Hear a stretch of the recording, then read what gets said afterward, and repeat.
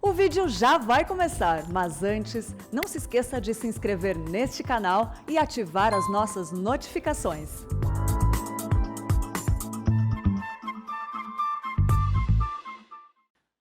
Meus irmãos, vamos abrir a palavra de Deus no livro do profeta Obadias, no Antigo Testamento. Fica entre Amós e Jonas, tá? É o menor livro do Antigo Testamento. Mas, pelo fato dele ser o menor livro em extensão de textual, ele é um livro profundo, que traz grandes mensagens, importantes mensagens. Eu vou tratar de uma, que eu sei que vocês não têm problema nessa área, eu tenho.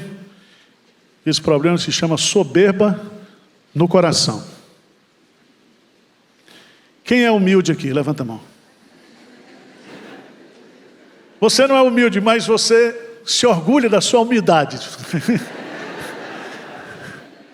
É? Soberba no coração. Esse é um assunto que a gente precisa tratar. E esse livro foi escrito justamente para combater a soberba. Esse livro foi escrito no ano de 586 a.C., quando Nabucodonosor invadiu o reino sul, invadiu a cidade de Jerusalém, destruindo o templo, matando a população e levando cativo o povo. Só que Obadias, ele era um profeta, contemporâneo de Jeremias, e ele contemplou isso. Obadias é um nome muito comum no hebraico, no Antigo Testamento. Obadias significa servo do Senhor. E Obadias vai ser usado por Deus para mandar um recado especificamente para a nação de Edom. A nação de Edom, ela tem a sua origem em Esaú, irmão de Jacó. E os edomitas, eles moravam ali na região sul do Mar Morto, nas colinas.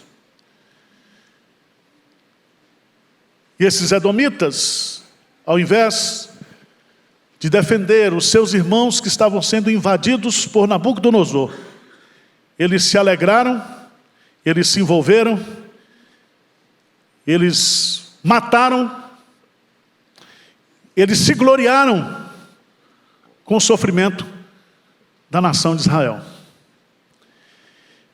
Então Deus manda esse recado. É quase um e-mail, né? O texto começa assim: visão de Obadias. Assim diz o Senhor Deus a respeito de Edom. Então há três coisas que são importantes aqui. Primeiro, a origem. Assim diz o Senhor. Não é Obadias que está dizendo, é Deus que está dizendo. O veículo, o canal dessa profecia é o profeta Obadias. Visão de Obadias. A finalidade dessa profecia diz a respeito de Edom. A respeito de Edom. O texto está muito bem dividido. Versos de 1 a 9, o castigo de Deus para Edom. Versos de 10 a 16, os motivos desse castigo. Por que Deus estava castigando? Versos 17 a 21, o reino do Senhor será implantado futuramente com Cristo Jesus. Quero destacar aqui aquilo que nos dá a ideia-chave da profecia. Está no versículo 3, eu quero que você leia comigo. O que diz aí? A soberba do teu coração te enganou. Ó tu que habitas nas fendas das rochas, na tua alta morada, e dizes no teu coração: quem me deitará por terra? Então eu quero pensar com vocês hoje sobre a soberba do coração. E essa soberba, ela é um auto-engano. Quem pensa ser alguma coisa, não sendo, engana-se a si mesmo, diz o apóstolo Paulo. E meus amados irmãos, se existe um tema que é resistido por Deus, que é abominável diante de Deus, é esse negócio chamado soberba, orgulho.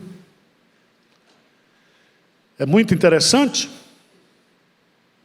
porque quando você estuda esse assunto na Bíblia,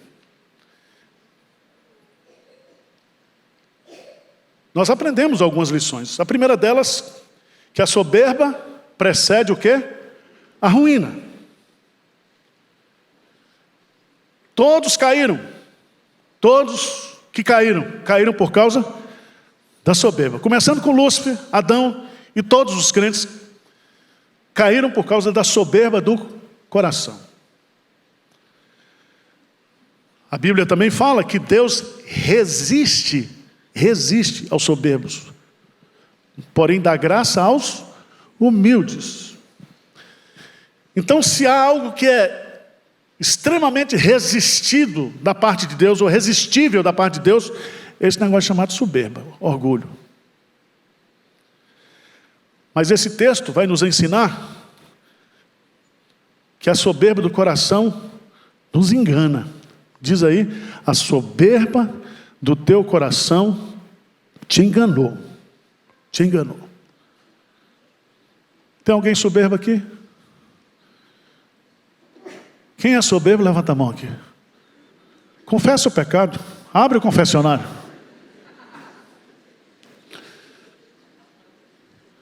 Quer que eu faça um teste? Para saber se você é soberbo? Posso fazer umas 5 perguntinhas para você?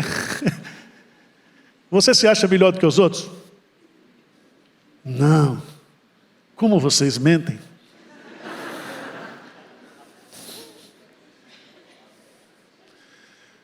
Você fica chateado quando você é repreendido, exortado? Você é soberbo. Irmãos, a soberba, ela se manifesta na nossa natureza. Jesus Cristo diz que do nosso coração procede a soberba. É uma coisa que está entranhada em nós. Em nós. Você não é soberbo, mas você conhece alguém soberbo? Hein? Você viu o que a Anitta disse essa semana? Ela carrega o Brasil nas costas. Anitta.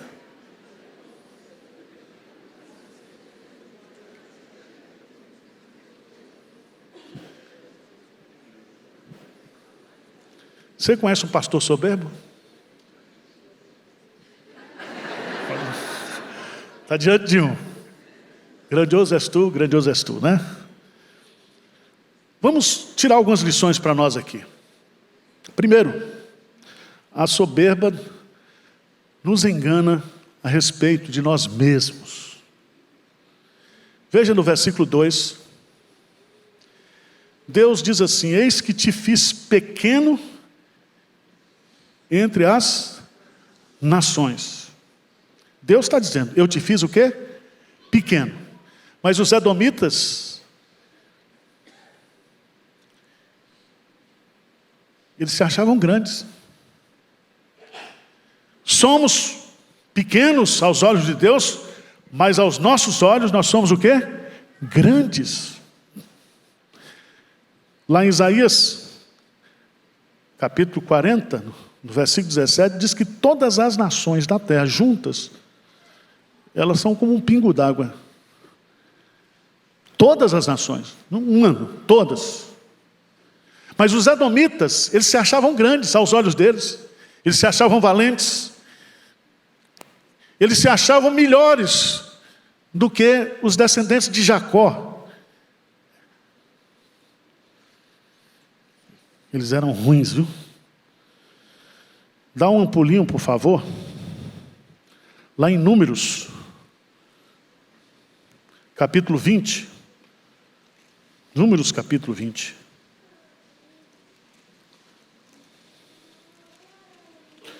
Números capítulo 20. Moisés, a partir do versículo 14. Moisés estava indo para a terra prometida, mas para chegar, tinha que passar no território dos edomitas. Os edomitas são os descendentes de Esaú.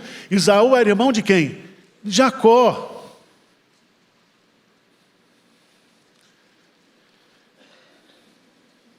Sabe o que é que eles disseram? Não, vocês não vão passar por aqui não. Moisés manda o mensageiro, veja a resposta. Versos 20 a 21. Números 20 e 21, vamos lá? Porém, ele disse, não passarás. E saiu-lhe Edom ao encontro, com muita gente e com mão forte. Assim recusou a Edom deixar passar Israel pelo seu país, pelo que Israel se desviou dele. Irmãos, esse povo era muito difícil, esse povo era muito complicado. Segundo lugar, a soberba nos engana a respeito de nós mesmos, porque nós somos pequenos, mas nos achamos grandes. Somos fracos, mas nos achamos imbatíveis. Veja nos versos 3 e 4, veja lá. Diz assim, a soberba do teu coração te enganou. Ó tu que habitas nas fendas das rochas, na tua alta morada, e diz no teu coração, quem me deitará por terra? Preste atenção que eles moravam nas montanhas, e eles se achavam imbatíveis.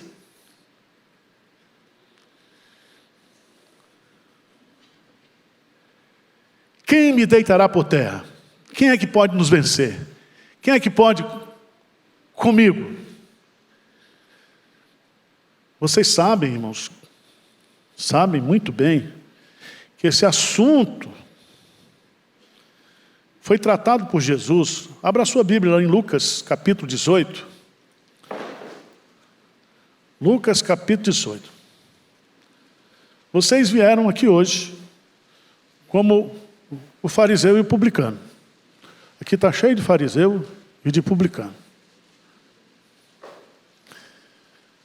Não é um juízo de valor. É só para a gente entender a parábola.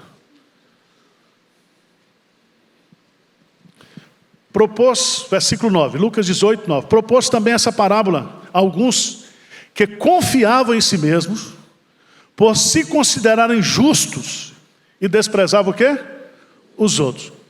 Quem é soberbo, despreza o outro. 2 homens subiram ao templo com o propósito de orar. Um fariseu e o outro publicano. Veja a oração do fariseu. Ele não ora a Deus, ele ora para si mesmo. O fariseu, posto em pé, orava de si para si mesmo. Dessa forma, ó Deus, graças te dou, porque não sou como os demais homens, roubadores, injustos, adultos, nem ainda como esse publicano. Jejuo 2 vezes por semana e dou dízimo de tudo quanto tenho. Podia ser mesmo aqui de Pinheiros. Podia ou não podia? Está cheio de fariseu aqui. O publicano, coitado, não tinha nada. Ele diz lá, veja, por favor, o que o publicano vai dizer?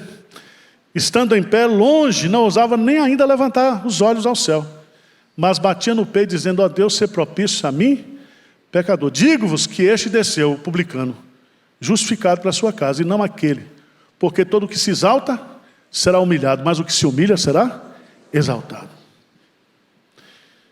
Então, como é que está a soberba do teu coração?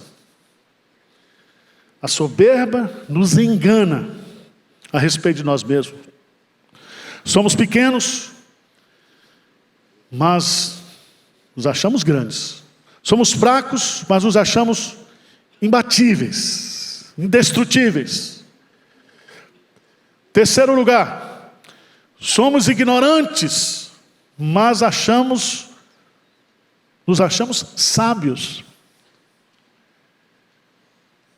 Essa soberba você não tem, que você é mais inteligente, que você sabe mais. Hein? Até adolescente acha que sabe mais. Os adolescentes estão ali, sabe tudo. Os jovens sabem tudo também. Todo mundo sabe tudo hoje. Veja o que é que Deus diz lá. Os edomitas, eles se achavam sábios. Veja no versículo 8.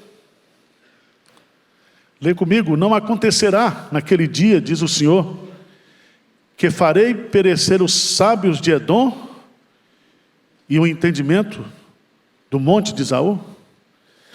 Deus está dizendo, eu vou tirar toda a sabedoria que vocês acham que vocês têm. Vou mostrar para vocês que vocês não são sábios. E nós temos que tomar cuidado, porque nós não podemos ser sábios aos nossos próprios olhos.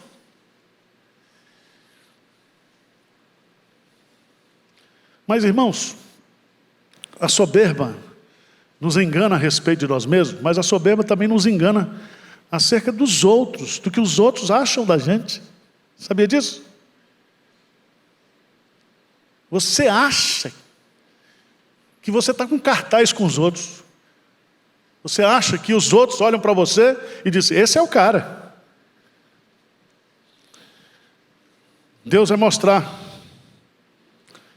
Versículo 2, lê comigo. Eis que te fiz pequeno entre as nações. Tu és o quê? Muito. Todo mundo, todas as nações desprezavam os edomitas. Eles eram insignificantes diante dos olhos das outras nações. Mas eles achavam que todos os outros os admiravam. Irmãos, às vezes eu acho que é um privilégio muito grande para vocês ter a mim como pastor. É uma honra.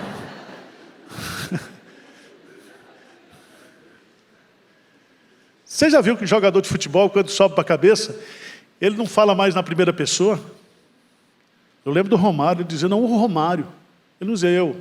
Eu, Roma. Terceira pessoa. Eu estou falando isso porque esse é um assunto de fundamental importância, porque os soberbos não poderão ser salvos, os soberbos não poderão receber a graça de Deus, os soberbos serão resistidos pelo Senhor, os soberbos estão caminhando para a ruína, para a destruição. Não há sucesso, não há felicidade, não há bênção para quem é soberbo no coração. Nós temos que arrancar essa soberba do nosso coração, nós temos que tratar isso.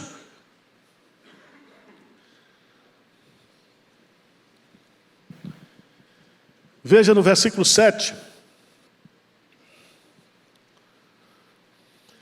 que a soberba também enganou os edomitas, em termos de que eles teriam muitos aliados, muitos amigos. Eu tenho muitos amigos, tenho muitos aliados, tem muita gente comigo.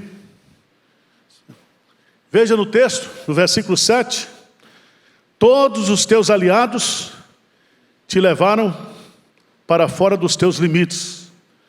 Os que gozam da tua paz te enganaram, prevaleceram contra ti. E os que comem o teu pão puseram armadilha para teus pés. Não há em Edom entendimento. Ou seja, os inimigos estão morando com eles. Os inimigos estão tirando deles. E eles acham que eles são amados, considerados, respeitados. Não.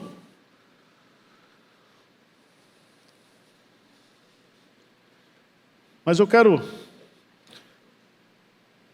ir mais adiante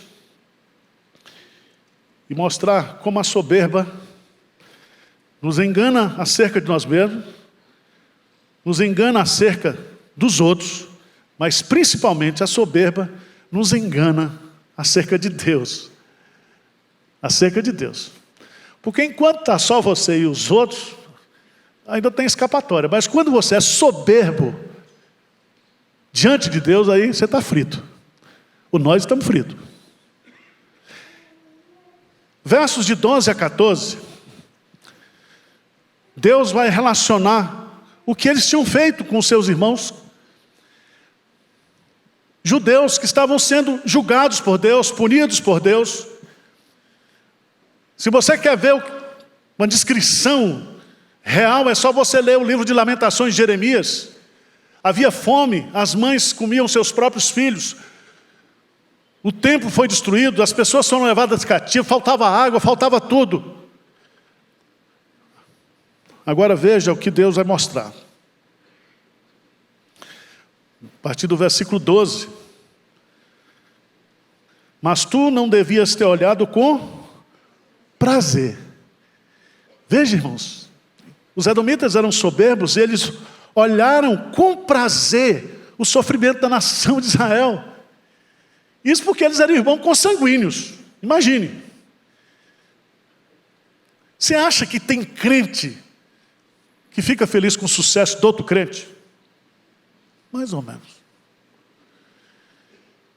Você acha que tem crente que quer e olha com prazer a queda do outro crente?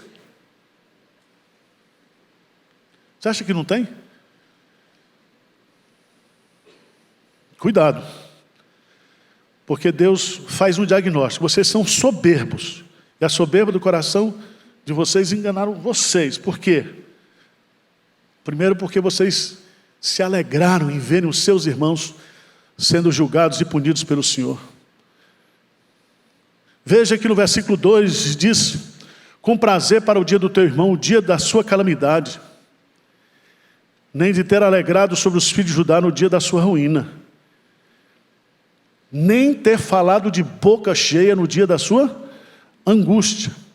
Então eles olharam com prazer, eles se alegraram com a ruína, eles falaram de boca cheia, mas, versículo 13, não devias ter entrado pela porta do meu povo no dia da sua calamidade. Tu não devias ter olhado com prazer para o seu mal no dia da sua calamidade, nem ter lançado mão nos seus bens no dia da sua calamidade. Não devias ter preparado nas encruzilhadas para exterminar os que escapassem, nem ter entregado os que lhe restassem no dia da angústia. Eles olharam com prazer, eles se alegraram com a ruína, eles falaram de boca cheia, eles participaram da destruição, eles roubaram os bens dos seus irmãos, eles mataram os que escapavam, eles entregaram os irmãos nas mãos dos inimigos. Tudo isso, por causa da soberba. Soberba. Veja lá no Salmo 137, a oração que... É engraçado, Salmo 137, a oração que os judeus faziam para os edomitas.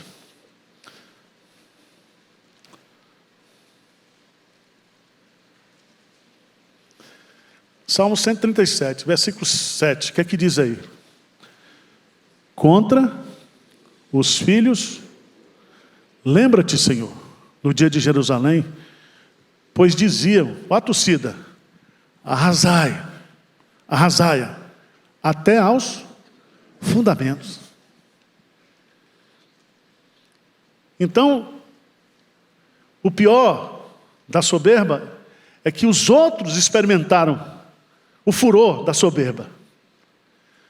Porque uma coisa é você ser soberbo, outra coisa é você ser vítima da soberba dos outros, da perseguição dos outros, do ódio dos outros, da torcida contra. Mas, irmãos,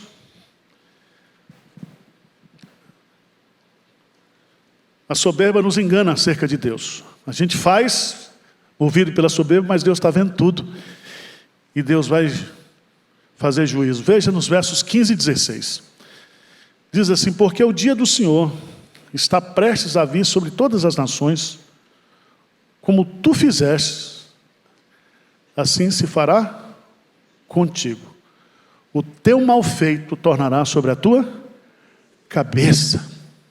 Irmãos, Deus vai ordenar guerra contra os edomitas. E esse mesmo exército que dizimou Jerusalém, e o povo de Jerusalém, vai agora mesmo subir as montanhas e vai destruir de forma definitiva os edomitas. Tudo que o homem semear, isso ele vai colher. Veja no texto: assim se fará contigo, o teu mal feito tornará sobre a tua cabeça. O que eu fico triste, no versículo 16,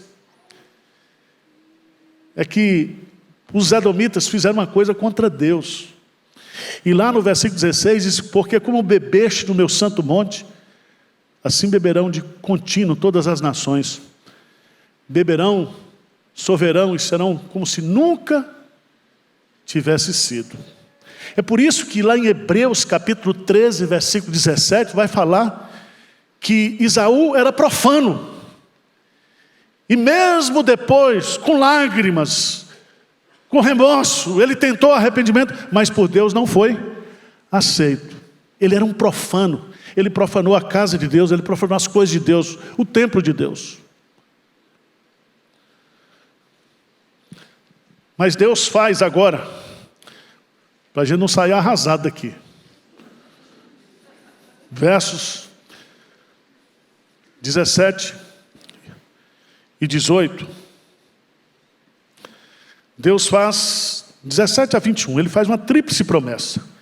Nos versos 17 e 18, ele diz: mas no monte Sião haverá livramento, o monte será santo, e os da casa de Jacó possuirão as suas herdades. Veja que Deus está prometendo que vai livrar Jacó, que vai trazer Jacó de volta, Israel de volta. A nação será restaurada, a nação será santificada. Porque todos nós sabemos que Jacó, ele não prestava, mas Deus o amava. Ele foi escolhido por Deus. E ainda que Deus, na sua ira, ele nos discipline, ele nos julgue, mas sempre depois da aprovação, do castigo, da disciplina, vem a restauração. Para Esaú não tem restauração, para o soberbo não tem restauração, mas para Jacó tem. Para Jacó tem. E aqui, meus amados irmãos, no verso 18 ele continua: a casa de Jacó será fogo, e a casa de José chama, e a casa de Esaú restolho. Aqueles incendiarão a este, e o consumirão. E ninguém mais restará da casa de Esaú, porque o Senhor o falou. Deus resiste aos soberbos, porém dá graça aos humildes. Humilhai-vos, portanto, sobre a poderosa mão de Deus, para que no devido tempo Ele vos exalte. Versos 19 e 20. Primeira promessa: Deus livrará o seu povo. Versos 19 e 20. Ele derrotará os seus inimigos. Os de Neguebe possuirão o monte de Esaú, e os da planície, aos filisteus, possuirão também os campos de Efraim, e os campos de Samaria e Benjamim possuirão a Gileade. Os cativos do exército dos filhos de Israel possuirão os cananeus até Sarepta, e os cativos de Jerusalém que estão em Sefarade possuirão a cidade do sul. Em último lugar, no versículo 21, Deus vai estabelecer o seu reino na figura de Jesus Cristo. E agora, o Israel de Deus não é o Israel físico, não é o Israel nação. E veja no texto, versículo 21, leia comigo. O que diz? Salvadores hão de subir ao monte Sião, para julgarem o monte de Esaú, e o reino será do Senhor. O reino agora não é mais de Jacó, não é mais de Esaú. O reino de Deus será implantado, e o Messias é Jesus Cristo. Ele é o Rei dos Reis, o Senhor dos Senhores. Ele subirá a Sião, e Sião aqui é o símbolo da igreja, do povo dele. Do povo dele. O que a gente aprende aqui, irmãos, nesse livro? Nessa mensagem curta? Eu quero colocar 5 aplicações práticas. Primeiro, não intente o mal contra o povo de Deus, contra os servos de Deus, principalmente quando eles estiverem passando por sofrimento e por aflição. Não tenha prazer, não se alegre com o sofrimento do justo, do crente. Você já notou que a igreja já tem muitos inimigos externos, malignos? Ela não precisa. Não seja como os amigos de Jó. Não faça teologia com a desgraça alheia. O cara está sofrendo, o cara está sendo triturado por Deus e você está dando explicações sobre o outro. Segunda aplicação prática: não olhe com prazer o sofrimento dos irmãos. Terceira aplicação prática: o princípio: tudo que nós semearmos, nós iremos colher. Isso é uma lei do mundo espiritual. Mas para mim a aplicação mais forte que esse texto nos ensina é que eu e você, nós precisamos tratar da soberba do nosso coração, porque a soberba do nosso coração nos engana, nos torna tolos. Por isso que Charles Spurgeon disse que soberba, orgulho, é sinônimo de loucura. Só os loucos são soberbos. E você sabe que diante de Deus, diante da majestade de Deus, da grandeza de Deus, nós jamais poderemos ser soberbos. Porque Deus o quê? Resiste aos soberbos, porém dá graça aos humildes. Ele dá mais graça aos humildes. Vamos orar? Vamos ficar de pé?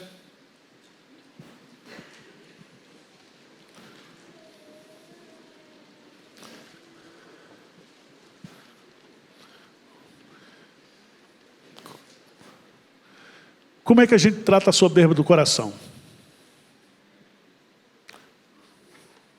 Coisa muito simples.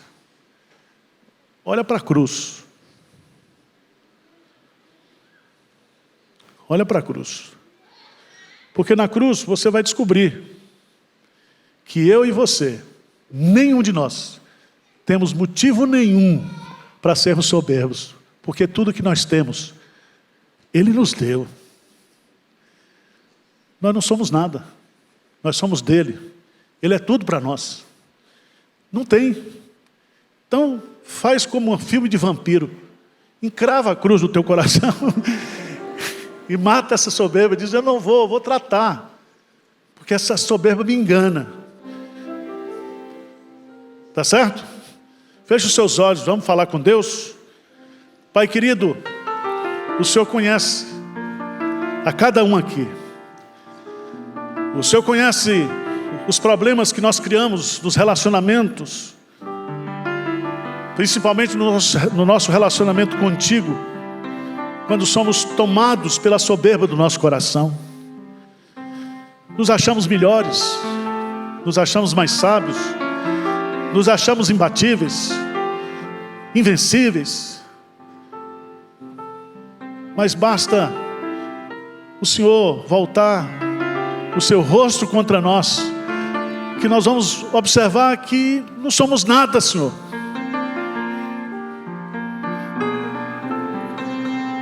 A soberba impede-nos de acessarmos a Ti, de desfrutarmos da Tua graça.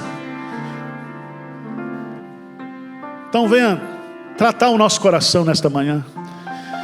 Se existe alguém aqui, Senhor, que no seu trabalho, na sua vida pessoal, familiar, tem sido alvo de soberba, de perseguição, de maledicência, de ódio, de armadilhas,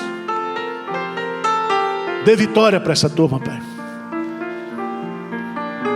Que com sabedoria, que com discernimento, nós possamos resistir à soberba, resistir os soberbos, Que o nosso coração possa estar quebrantado diante de Ti, Senhor.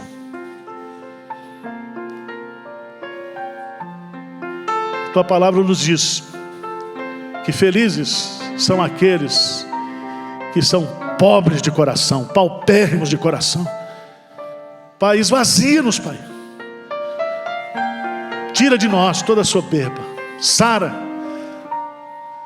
ajuda-nos a vencer, ajuda-nos a destruir, no poder do Espírito Santo, no poder que há na obra de Cristo, da cruz de Cristo. Essa é a nossa oração, humilde em nome de Jesus. Amém.